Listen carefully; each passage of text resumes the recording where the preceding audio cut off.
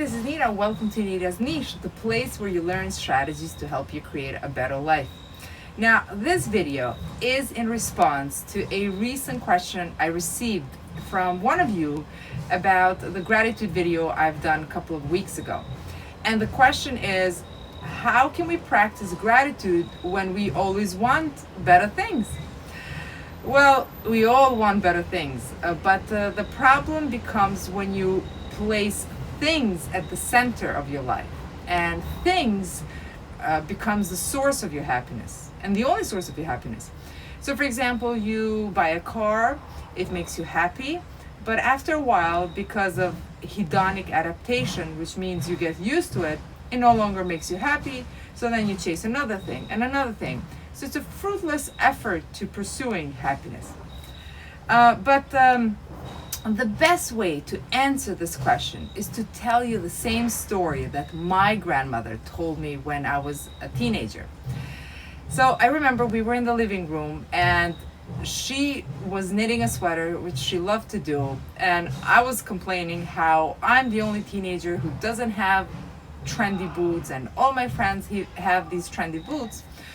So she takes out her glasses, she puts the knitting aside, and she begins to tell me a story of a man named Naim, who lived in a village with his wife and 6 of their children.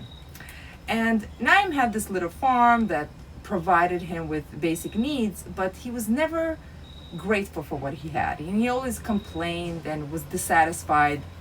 And one day, Naim meets this villager who apparently has been traveling the world, and he's just visiting his family.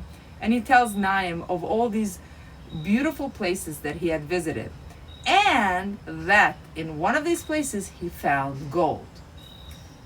So Naim gets all curious and he says, well, where can I find this gold? And the villager says, well, they're everywhere, but usually you find them in the river where the highest mountains are. So Naim goes home and he gets all this desire to get gold becomes stronger and bigger, to the point where he packs up his belongings, leaves his family, and travels to far off lands to search for gold.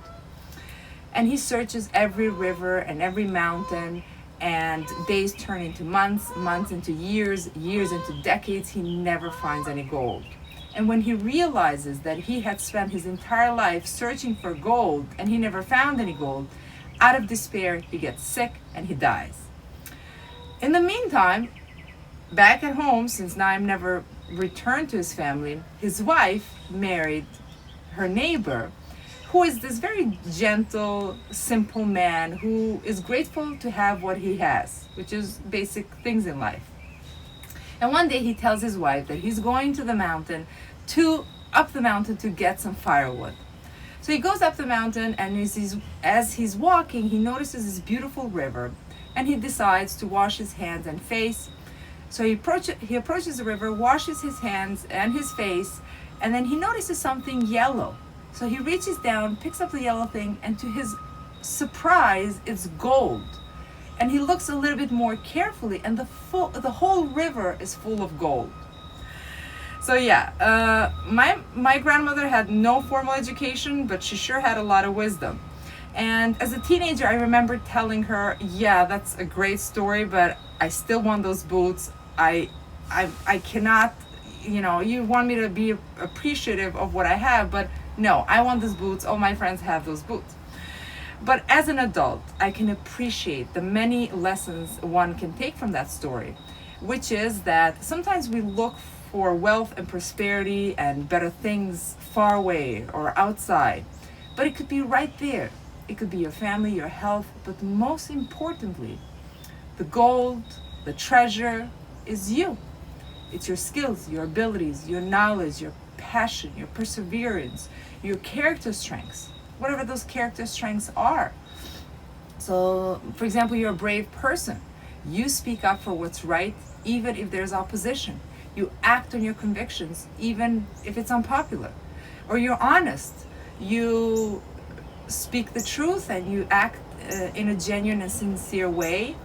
You're a fair person. You like to give everyone a fair chance, or maybe you're a humble person.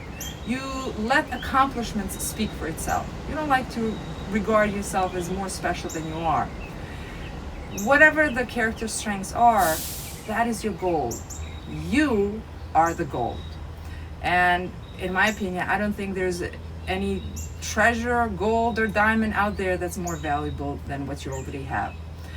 So if you don't know your character strengths, that's fine. A lot of people don't know their character strengths, but there are many free scientific surveys, tests online that you can take, and that will help you identify your character strengths. So this is it, my friends. It was good to see you. I hope you have a lovely day. See you next time.